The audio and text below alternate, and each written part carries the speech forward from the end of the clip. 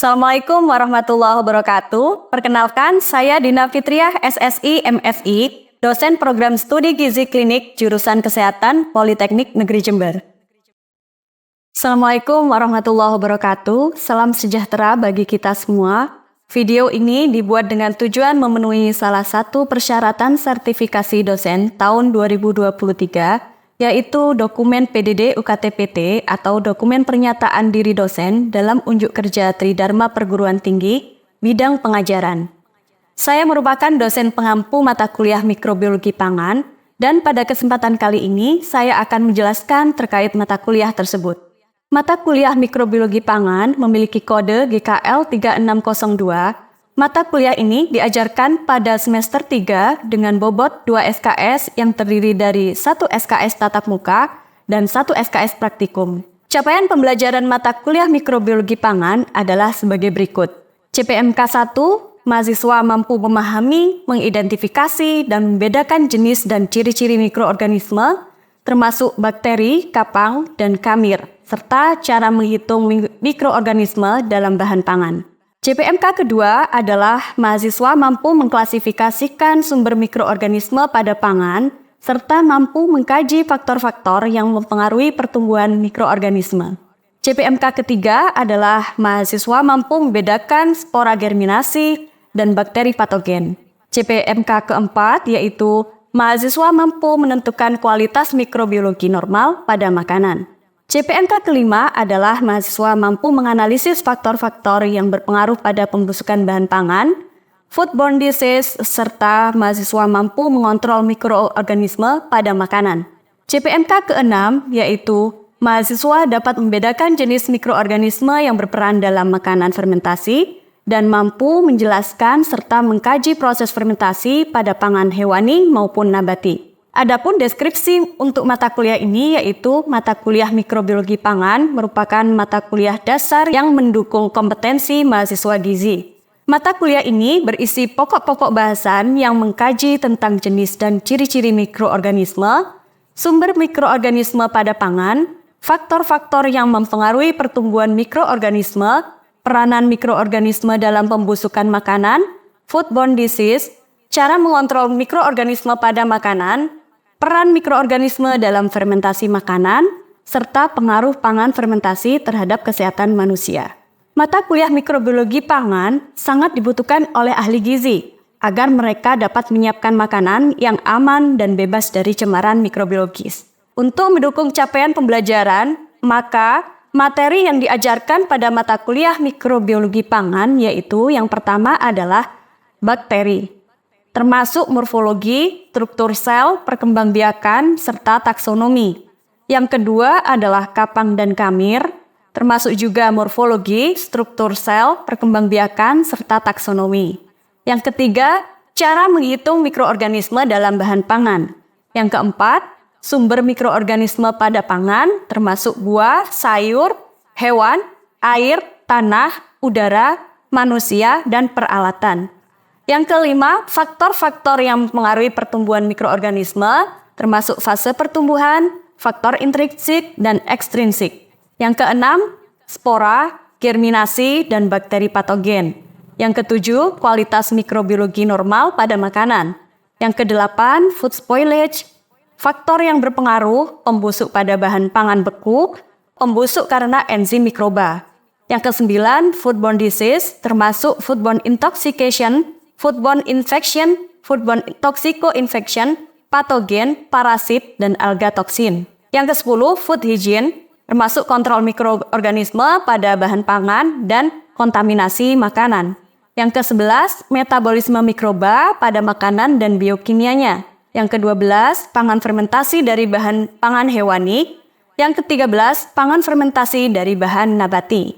Pada pelaksanaan praktikum akan difokuskan pada pengamatan dan praktik-praktik dasar mikrobiologi pangan untuk meningkatkan soft skill mahasiswa yang berfokus pada kerja kelompok dalam pelaksanaan dan pembuatan laporan.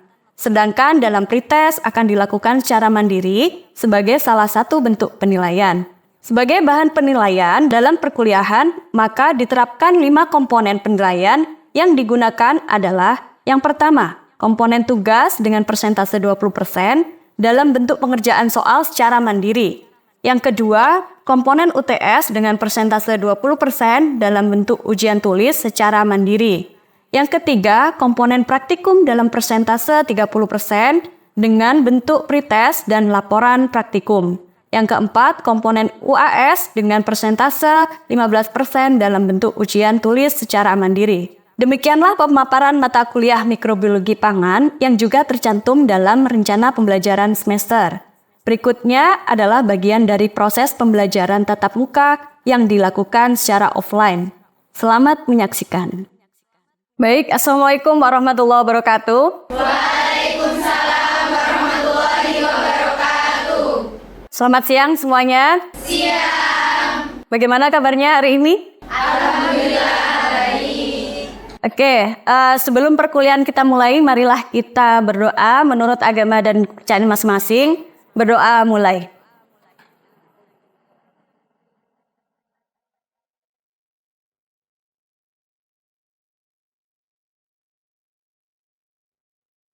Baik, untuk mata kuliah mikrobiologi pangan hari ini, yaitu mengenai cara menghitung mikroorganisme dalam bahan pangan, ya, terutama untuk pengambilan sampel. Minggu lalu kita sudah belajar mengenai apa itu bakteri, apa itu kapang, ya, atau fungi. Mungkin ada yang bisa menjelaskan apa itu bakteri? Ya, silakan sebutkan nama ya. Perkenalkan, nama saya Maharani Iskolanda. Jadi bakteri sendiri merupakan organisme prokaryotik yang termasuk organisme uniseluler. Jadi prokaryotik sendiri itu tidak memiliki nukleus. Oke. Ada yang bisa mencontohkan apa itu bakteri? Bakteri yang menguntungkan dan bakteri yang merugikan. Ya, silakan. Ya. Karena material yang terima, jadi untuk contoh bakteri yang bermanfaat sendiri, contohnya Lactobacillus. Kemudian yang merugikan ada Listeria. Ya, jadi betul apa yang sudah disampaikan oleh temannya tadi, apa itu bakteri, ya, dan contohnya. Jadi contohnya itu bakteri yang merugikan itu adalah salah satunya adalah Listeria monocytogen yang menyebabkan listeriosis, dan itu pernah mengkontaminasi jamur, ya, jamur atau cendawan.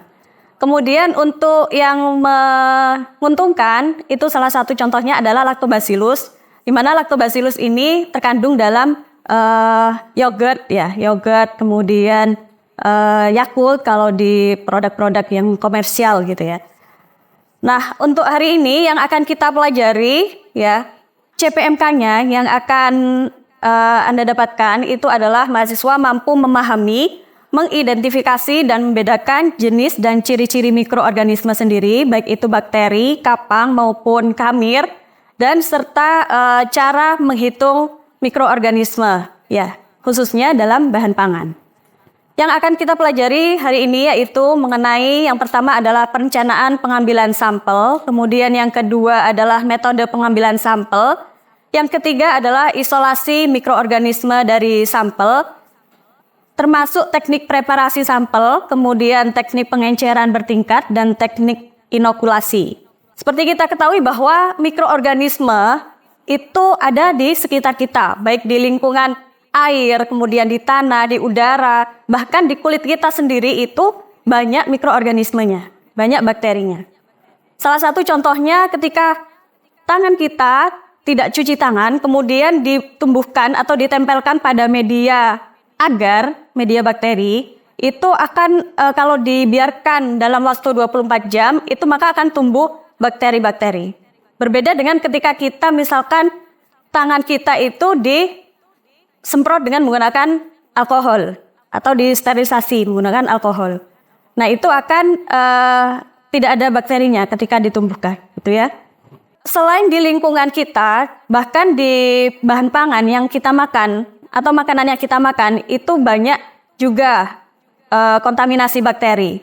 Kalau misalkan kontaminasi bakteri itu ada di makanan, ya, atau makanan tersebut telah terjadi kontaminasi kemudian kita makan, maka bisa menyebabkan keracunan, gitu ya. Ya, salah satunya bisa terjadi muntah, mual, ya, pusing dan lain sebagainya. Nah, oleh karena itu untuk mengidentifikasi bakteri yang ada pada bahan pangan, nah itu salah satunya adalah yang pertama kali itu harus dilakukan inokulasi atau teknik sampling, ya. Jadi setelah disampling kemudian dilakukan inokulasi, kemudian diamati apakah ada bakteri yang tumbuh dari bahan makanan yang kita ambil untuk sampling tadi. Yang pertama kali yang harus kita lakukan untuk mengidentifikasi tadi adalah pengambilan sampel, ya. Tentunya kalau kita ingin mengetahui apakah di dalam bahan makanan itu ada bakterinya atau ada kapangnya atau tidak, nah itu yang pertama kali dilakukan adalah dengan mengambil sampelnya terlebih dahulu. Nah, untuk perencanaan pengambilan sampel ini harus terencana, ya. Jadi yang pertama adalah jumlah sampel produk yang akan diuji, jumlahnya berapa. Kemudian yang kedua adalah ukuran sampel yang harus diambil. Karena kalau misalkan ukurannya terlalu besar juga tidak bagus gitu ya.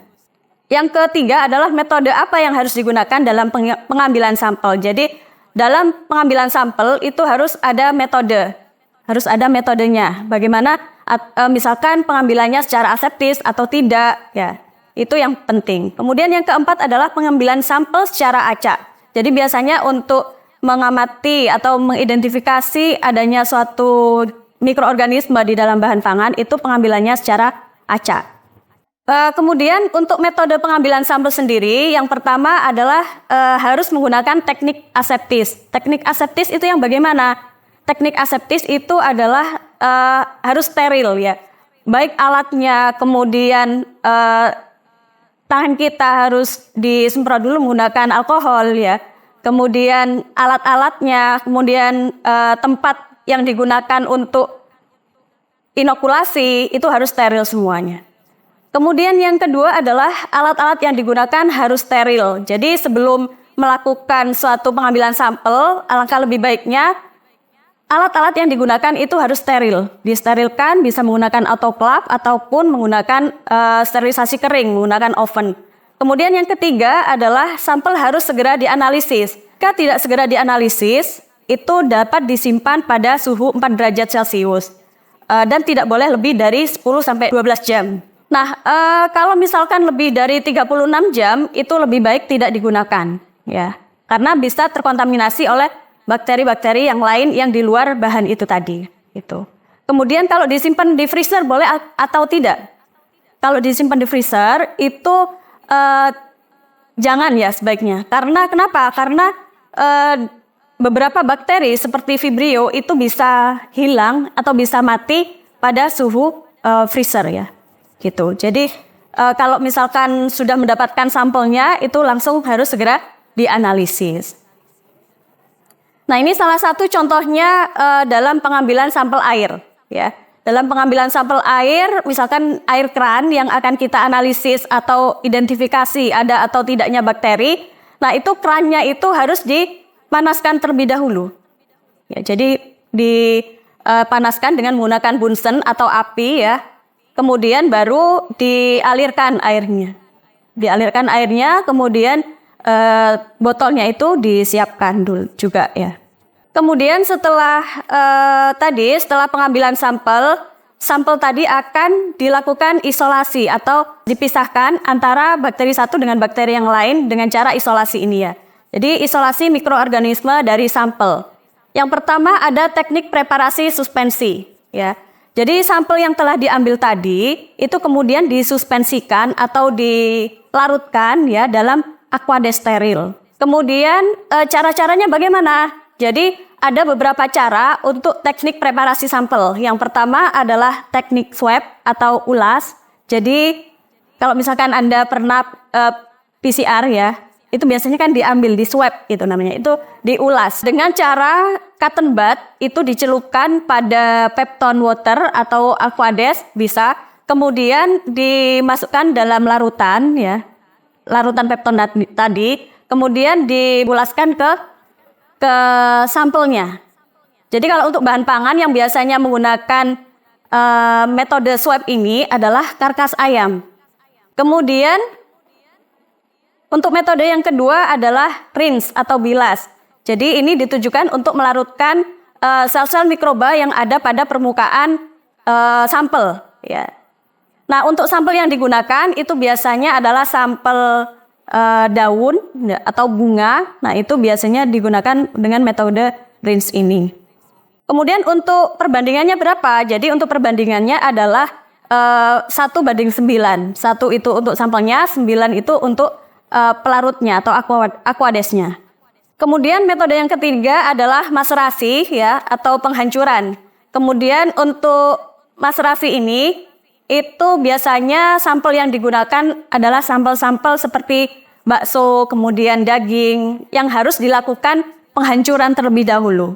Dengan perbandingan yang sama yaitu 1:9 seperti yang rinse tadi ya. Jadi misalkan 1 gram bakso ataupun daging, kemudian 9 mili aquades. Jadi dilarutkan pada 9 mili aquades. Nah, setelah dilarutkan dalam aquades, itu ada yang namanya teknik pengenceran bertingkat. Jadi kenapa dilakukan teknik pengenceran bertingkat? Yaitu yang pertama adalah untuk memperkecil atau mengurangi jumlah mikroba yang tersuspensi dalam cairan. Karena kenapa? Kalau misalkan terlalu pekat, itu malah tidak bisa dihitung atau tidak bisa diamati. Itu. Ya, jadi harus dilakukan teknik pengenceran bertingkat. Nah, untuk teknik pengenceran bertingkat, yaitu yang pertama itu misalkan sampelnya itu dalam bentuk cair, itu sampelnya dimasukkan ke dalam 9 mili aquades. Ya. Kalau sampelnya berupa sampel padat, bagaimana? Jadi harus dihancurkan dulu, kemudian dilarutkan dalam aquades 9 mili tadi. Ya. Nah, kemudian setelah ini menjadi pengenceran 1/10 atau 10-1. Ya. Kemudian dari pengenceran 10-1 ini nanti dimasukkan atau diambil 1 mili, dimasukkan ke dalam tabung yang kedua. Tabung yang kedua itu isinya adalah 9 mili aquades juga. Itu. Begitu juga seterusnya, jadi dari pengenceran yang kedua, ya 10-2 itu diambil 1 mili, kemudian dimasukkan ke dalam tabung yang ketiga. Itu sebagai pengenceran 10-3. Begitu seterusnya sampai 10⁻8. Kemudian setelah diencerkan, kemudian baru dari sini itu diambil bisa 0,1 mili atau 1 mili. Ya, itu dituangkan ke dalam media agar gitu. Jadi kalau misalkan bisa dilihat pada gambar ini ya, pada pengenceran 10-1 atau 1/10 itu bakteri yang tumbuh itu sangat banyak sekali sehingga tidak bisa untuk dihitung gitu. Jadi misalkan kita kalau mau mengisolasi bakteri itu bisa digunakan yang pengenceran yang paling rendah gitu. Kemudian yang selanjutnya, teknik isolasi mikroorganisme. Isolasi itu apa sih? Jadi isolasi itu adalah untuk memisahkan antara bakteri satu dengan bakteri yang lain. Gitu. Ya, namanya isolasi gitu kan. Jadi untuk memisahkan. Karena kita mau mengidentifikasi sebetulnya di dalam bahan makanan itu ada apa saja sih? Ada bakteri apa saja gitu. Kemudian untuk teknik isolasinya yang pertama bisa menggunakan spread plate atau agar tabur ulas. Jadi caranya itu adalah dengan menanam inokulan tadi ya, kemudian dengan menyebarkan suspensi tadi ke dalam media agar ya. Dalam media agar. Kemudian setelah dimasukkan sekitar 0,1 mili ya, itu nanti di sprit ya. Di sprit atau diulas. Nah, untuk alatnya ini menggunakan sendok bengkok. Nah, itu tidak boleh langsung disebarkan gitu. Jadi harus dilakukan sterilisasi pada sendok bengkoknya tadi, ya, atau batang bengkoknya tadi. Itu harus diapikan, ya, harus dipanaskan dulu di api, kemudian didinginkan. Kalau misalkan langsung, itu nanti akan menyebabkan bakterinya mati gitu kan, ya. Jadi didinginkan dulu baru nanti sebar gitu. Kemudian yang kedua menggunakan metode pour plate atau metode tuang. Nah, teknik ini memerlukan agar yang belum padat atau yang belum memadat ya, kurang lebih 45 derajat Celcius, itu dituang bersama suspensi bakteri ke dalam cawan Petri, lalu kemudian dihomogenkan dan dibiarkan memadat. Jadi media cair pada tabung reaksi itu dimasukkan suspensi bakterinya, kemudian dihomogenkan, baru dituang ke dalam cawan Petrinya. Nah, perbedaannya dengan sprit plate, kalau sprit plate itu bakterinya nanti akan tumbuh di bagian permukaan saja. Ya, berbeda dengan pour plate. Kalau pour plate ada yang di permukaan, ada yang di dalam. Jadi yang di dalam itu adalah bakteri-bakteri yang sifatnya anaerob.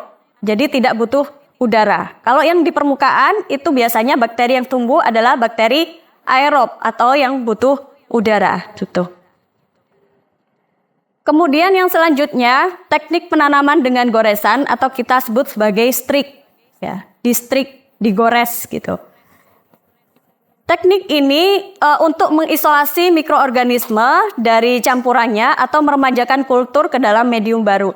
Jadi misalkan dari bahan sosis tadi, kan sudah kita ambil nih. Sudah kita ambil, kemudian disuspensikan, kemudian dituang ataupun di sprit, itu kan banyak bakteri, macam-macam bakteri. Jadi bakteri itu ada koloninya yang berwarna kuning, merah, kemudian ada yang putih. Nah, untuk mengisolasi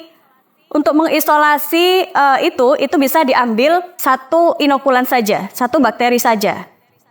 Ya.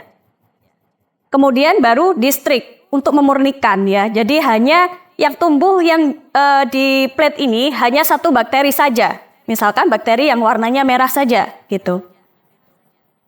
Nah, untuk goresannya itu bisa dengan cara goresan sinambung, jadi langsung gitu ya. Kemudian ada goresan T, itu bentuknya seperti huruf T, jadi digores secara datar dulu, kemudian samping, kemudian bawah. Kemudian goresan kuadran. Nah, ini biasanya yang sering kita lakukan ya. Jadi goresan kuadran itu ada 4 goresan gitu ya.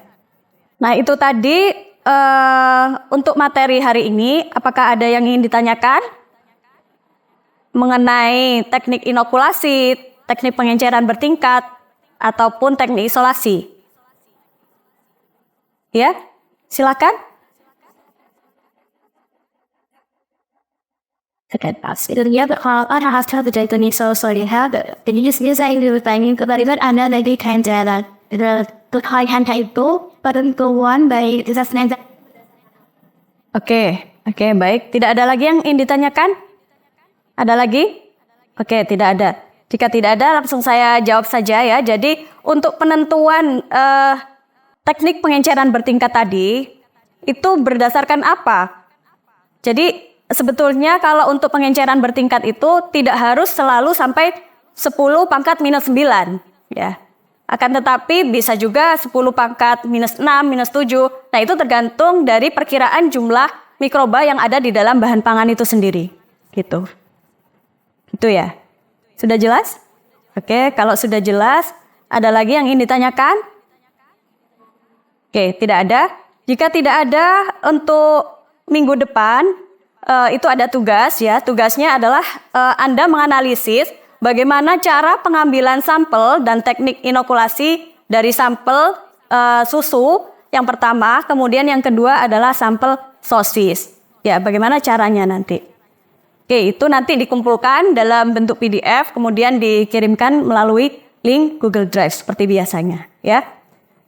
Oke, itu saja perkuliahan hari ini. Semoga bermanfaat. Kurang lebihnya mohon maaf. Wassalamualaikum warahmatullahi wabarakatuh.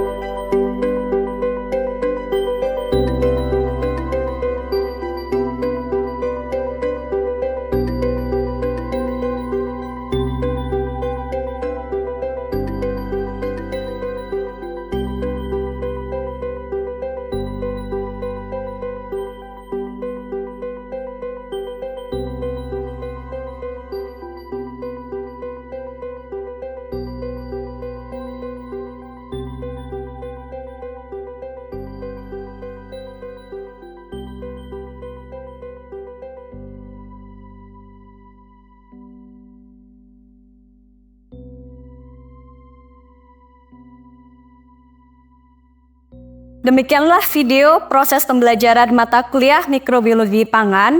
Semoga bermanfaat. Terima kasih. Wassalamualaikum warahmatullahi wabarakatuh.